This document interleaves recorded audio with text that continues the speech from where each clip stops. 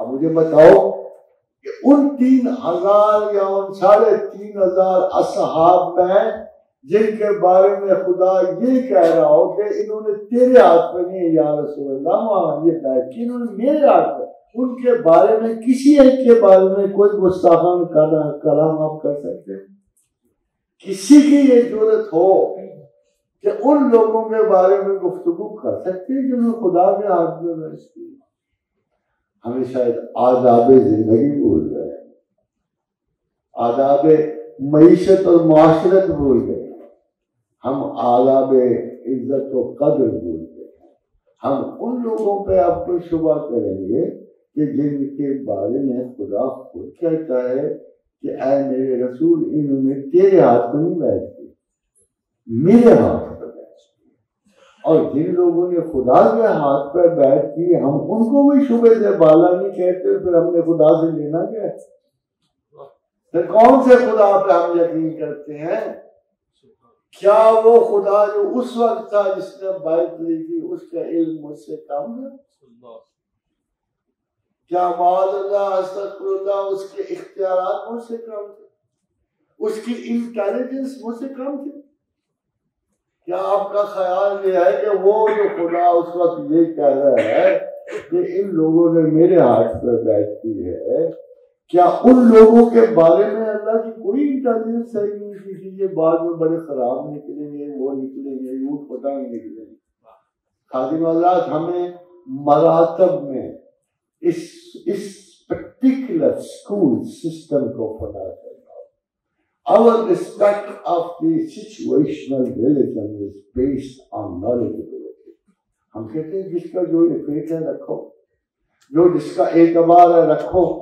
ہم کہتے ہیں خدا کے بندو جو رستہ چنتے ہو چنو، جب اللہ نے تم پر کوئی بین نہیں لگایا تو میں کیوں بین لگاؤں؟ لا اکراہ فی الدین، جو مرضی اپنا فیصلہ۔ میرے فیصلے کا فیصلہ یہاں نہیں ہوگا، میرے فیصلے کا فیصلہ ادھر ہوگا۔ جب میں وہ انٹرنیشنل گیٹ وے پہ پہنچوں گا نا گیلیکسی کے لیے،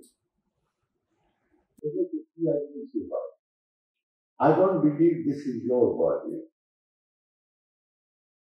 سنا گیا ہے کہ کوئی یوم الست تھا، یوم الست والے دن خدا نے پوچھا الست بربکم، نے کہا جی، سب نے کہا۔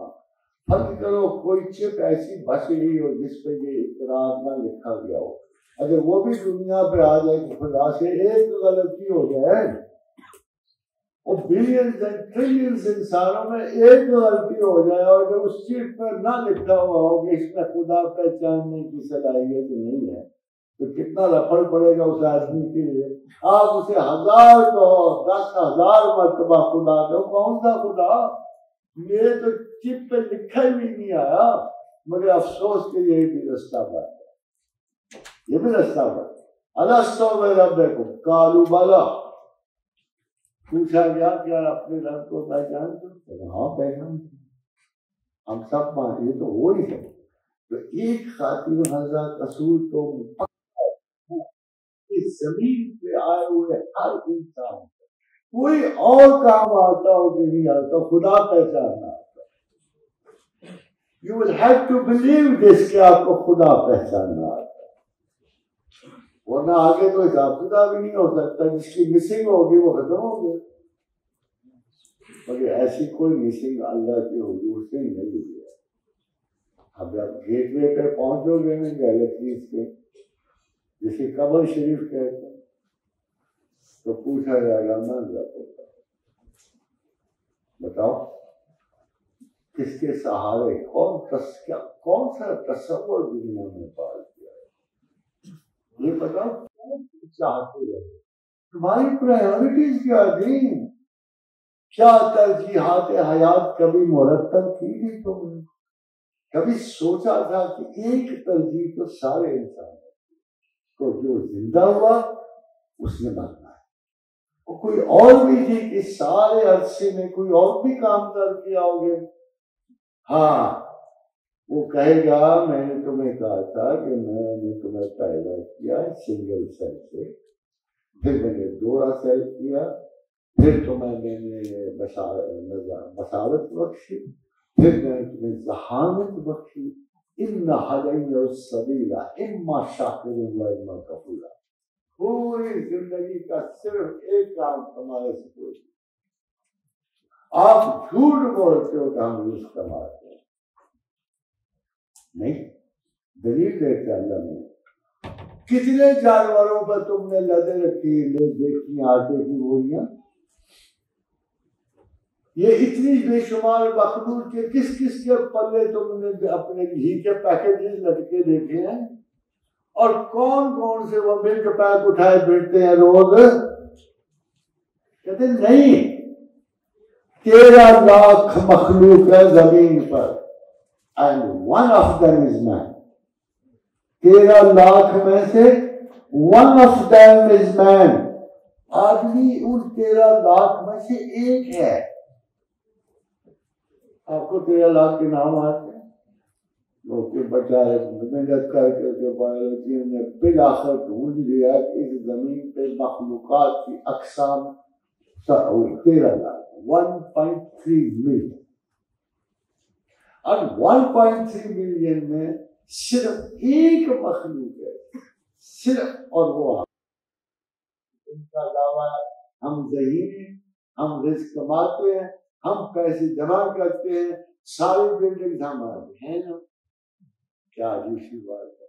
مجھے دنیا کا کوئی رسول بتا دو کہ 13 لاکھ میں ایک کی بات مانی جائے، وہ کدھر جائیں گے باقی 13 لاکھ جو کہتے ہیں نہیں ہمیں تو کچھ پتہ نہیں، کہا ما من دابۃ فی الارض الا علی اللہ رزقها، زمین پر ایسا کوئی ہنسی حیات نہیں جس کا رزق ہم پر ہے، اور کیا کریں گے جی؟ پھر ہماری موومنٹس سے مجھے پنڈی سے لاہور جانا ہے، مجھے واپس آنا ہے، میں نے دلی دیکھنی ہے، سواد رومت الکبریٰ میں دلی آ جاتی، ادھر جانا ہے، میں نے فلاں شہر فلاں محل میں، وہ کہتا ہے سوال ہی نہیں کرتا، وَيَعْلَمُ مُسْتَقَرَّهَا وَمَوْضَعَهَا مُسْتَوْدَعَهَا، مجھے پتا ہے تمہارا ایک ایک قدم کدھر اٹھنا ہے، مجھے پتا، خدا تمہیں نہیں پتا، مجھے پتا کہ ایک ایک قدم تمہارے آنکھ کی ایک پلک نہیں اٹھتی ہماری اجازت کی۔ اگر یہ خراب ہو جائے تو آپ کہتے ہیں نا نروس قسم کی ٹینشن کی وجہ سے، اڑگنے کی وجہ سے۔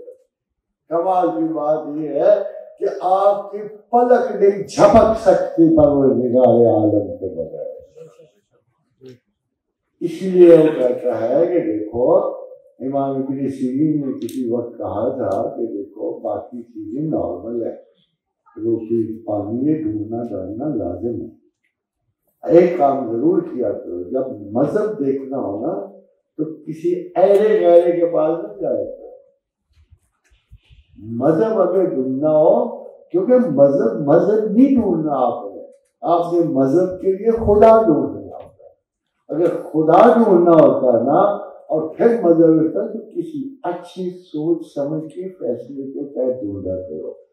یہ دستے میں بیٹھے ہوئے کلندروں کے سالمونوں کے دین کو نہ دیکھا کرو، بھائی کس کو دیکھو؟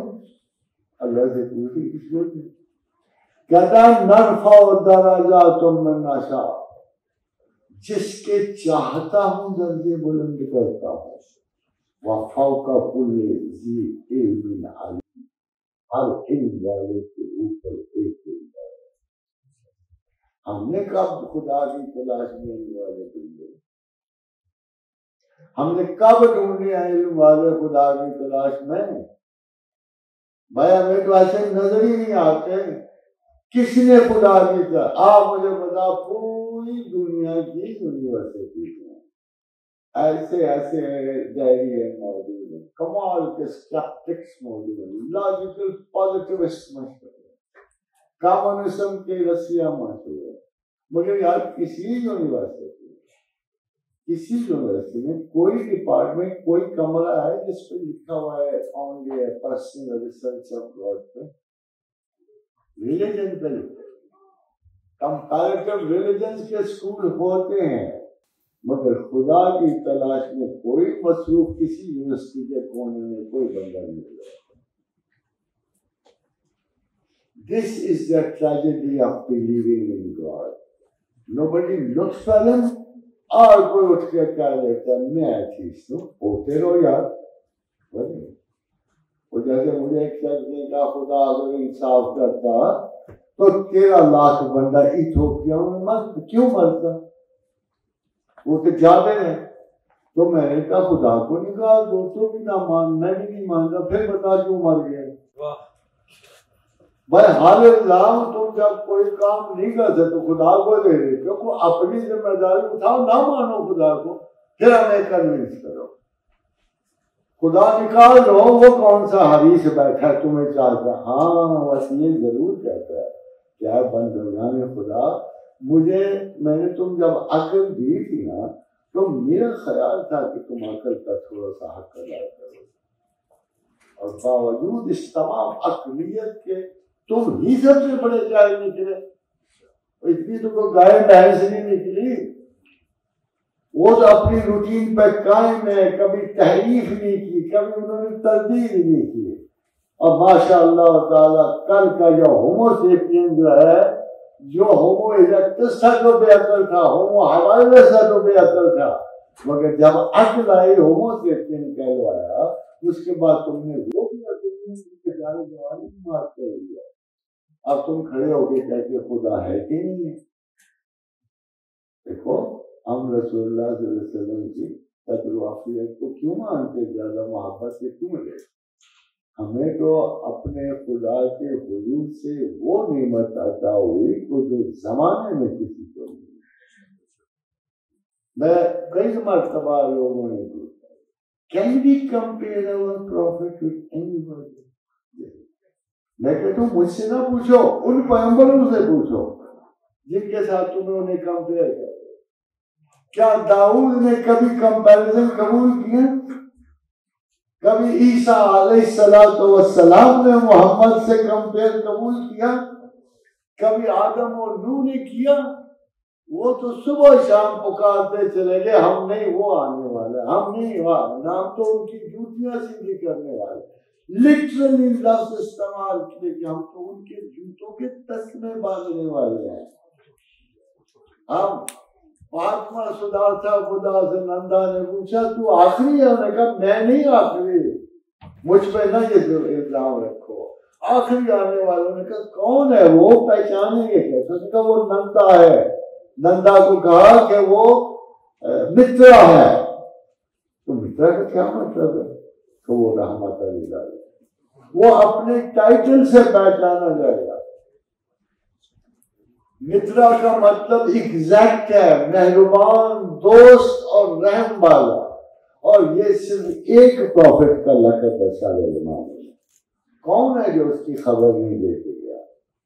یہ تو کلیکٹیو انکانشیس میں ہماری کلیکٹیو انکانشیس میں any thing which happens in the world on the worldly level اور اگر کائناتی لیول پہ جو چیز آئے گی وہ تمام انسانوں کو کبھی خواب میں شیر ہوگی کبھی جذبات میں شیر ہوگی. وہ ان کی باطن کی ایک ایک ذرے میں شیر کی جاتی ہے. اسی لیے یہاں کی خبر ہو جائے جب کہ کوئی بڑا حادثہ آنے والا ہو تو وہ شاہ نعمت اللہ ولی تک بھی پہنچتا ہے اور نوسٹراڈامس تک بھی پہنچتا ہے کہ ان کی سائیکی پہ ایک کلیکٹیو انکانشیس میں بھی اثر آتا ہے. اور خاتون حضرات جب وہ آ گئے ہمارے نصیب ہماری خوش بختی آج 1500 سال بعد خاتون حضرات میں کسی مولوی کی وجہ سے نہیں مسلمان میں محمد رسول اللہ صلی اللہ علیہ وسلم. آج بھی جب مجھے اپنے آئیڈیل کی تلاش ہوتی ہے ہاؤ کین آئی کمپیئر محمد صلی اللہ علیہ وآلہ وسلم. میں اس کے نبوت کے دعوے داروں کو میں کہتا ہوں جو بڑے بڑے کنفرم ولی تھے جو بڑے تھے اور جو بڑے سے بڑے پیغمبر جو انہوں نے یہ دعویٰ کبھی نہیں کیا کہ ہم اور محمد برابر. یہ کبھی دعویٰ نہیں کیا. چل جائے کہ کسی ختم المرسلین کا ٹائٹل. اب دیکھو کیا ہو رہا ہے آپ کی قوم میں، کیا ہو رہا ہے. ہر نالائق اٹھ کے صادق الامین بنا دیتا ہے. اور بھائی تم صادق الامینوں کے وہ ہیں کہ محمد رسول اللہ صادق الوعد الامین، وہ ہے کہ تم ہو. کبھی کوئی جج صادق الامین ہے، کبھی کوئی سیاستدان صادق الامین، اوپر سے ریاست مدینہ بھی آ رہی ہے. خاتین حضرات، ریاست مدینہ کہاں سے آئے گی؟ اس کے دو اجزاء ہیں، محمد رسول اللہ اور اصحاب محمد رسول اللہ. کیا جانچائی ہے؟ تم اصحاب کی لیول کو اچیو کرنا چاہتے ہو اور معاذ اللہ استغفر اللہ جو آپ کے بڑے ہیں وہ محمد بننا چاہتے ہیں. معاذ اللہ. بھائی کوئی عقل کی بات کرو، ڈھنگ کی بات کرو. کہو ہم کوشش کریں گے کہ آقا و رسول نظام کو ان کی تابعداری میں، ان کی خدمت میں کسی حد تک دوبارہ زندہ کریں، بجائے اس کے کہ آپ کو جی ہم وہ ریاست مدینہ کے نظام، ریاست مدینہ کا نظام یہ اب آ ہی نہیں سکتا. وہ کیوں نہیں آ سکتا؟ دا ریزن اس کہ اب اصحاب رسول نہیں آ سکتے. اب کسی شخص کے بارے میں یہ جملہ نہیں لکھا جا سکتا رضی اللہ عنہ ورضوا عنہ. لکھا جائے گا کیا میں مر جاؤں گا ساری زندگی تقویٰ کر کے تو میرے قبر پہ لکھے کہ صحابی ہیں؟ معاذ اللہ استغفر. یار لوگوں کے مناسب ان تک رہنے دو، لوگوں کے اقدار ان تک رہنے. اب آپ دیکھو تجارت میں صرف ایک میں آپ کو بات ہے، ایک مثال جو ہے جریر بن عبداللہ بجلی کی، رب کعبہ کی قسم ہے ہم اس کو بھی قیامت نہیں اچیو کر سکتے. قیامت تک ہم ایک صحابی نے جیسے رسول اللہ کی حدیث پہ عمل کیا وہ بھی نہیں اچیو کر سکتے. فرمایا بازار سے گھوڑا لایا 300 درہم میں وہ خرید لایا. جب گھوڑا دیکھا تو جریر نے کہا یہ تو یار اس کے مالک کو بھی ساتھ دیا، یہ تو مجھے نہیں صحیح لگا. تم نے خرید تب واپس اس کو لایا گیا تو مالک کو تمہیں پتہ ہے اس گھوڑے کی نسل کیا؟ کہتے نہیں میں تو ویسے ہی لیا تھا. تمہیں پتہ ہے اس کی اصلی قیمت کیا؟ کہتے نہیں یہ اس قیمت کا گھوڑا نہیں، بہت مہنگا گھوڑا ہے. تو مالک نے حضور مجھے ضرورت ہے، آپ مجھے 200 درہم اور دے دو. میں نے کہا نہیں، کبھی تم نے اس پہ سواری کی، اس کو بھاگتے دیکھا؟ کہتے نہیں. یعنی یہ اس سے بہتر قیمت ہے. کہتا حضور آپ جو چاہو دے دو. اب آپ ہی کہہ رہے ہو نا، میں تو بیچنے والا ہوں، میں تو 300 میں بیچ دیا، آپ ہو. تو آپ نے کہا یہ لو 800 درہم، اور ابھی بھی میرے گمان میں اس کی قیمت پوری نہیں. یہ تجارت ہو رہی ہے، بزنس مین دو لگے ہوا. جب لے کے چلا گیا نوکر نے کہا بھائی آپ خبتی ہو؟ مطلب جریر بن عبداللہ نے کہا آپ خبتی ہو؟ دماغ ٹھیک ہے؟ اور اپنی خوشی سے وہ 300 درہم میں دے رہا. دیکھے اس کی تو بات ہی نہیں ہے. حضرات غور سے سنیں گے بات. حضرت جریر نے کہا اس کی تو بات ہی نہیں ہے، مگر جب میں نے آقا و رسول کے ہاتھ پہ بیعت کی تھی تو میرے آقا نے کہا تھا جریر اپنے مسلمان بھائی کی بھلائی چاہتا. جب مجھے پتا ہے کہ اس گھوڑے کی قیمت زیادہ ہے، جب مجھے پتا ہے کہ یہ اچھا گھوڑا ہے اور یہ کسی مجبوری کے ساتھ، تو مجھے اپنے رسول کی بیعت یاد. آپ نے نہیں کی مجھے اپنے رسول کی بیعت؟ کیا کر رہے آپ نے نہیں کی؟ کلمہ پڑھا ہوا ہے. اگر 10 نہ صحیح، اگر میرے آقا کو خبر ہو سکتی کہ اس کا آخری امتی کون ہے، تو آپ کو نہیں خبر ہوتی کہ ہمارا آقا کون ہے؟ آپ کو نہیں خبر ہو سکتی. ایک دفعہ حضور کسی صحرا میں تھے، آرچرڈس کے پاس تھے، سایہدار درختوں کے جھنڈ کے پاس، اور ادھر سے اندھیرے سے نکلے تو 3 صحابی کم سے کم ان کو ڈھونڈتے ہوئے پریشان حال میں گئے. آخر پا لیا. تو حضور جب اندھیرے سے نکلے تو انہوں نے کہا میں تمہیں بتاؤں میرا اور اللہ کا کیا سودا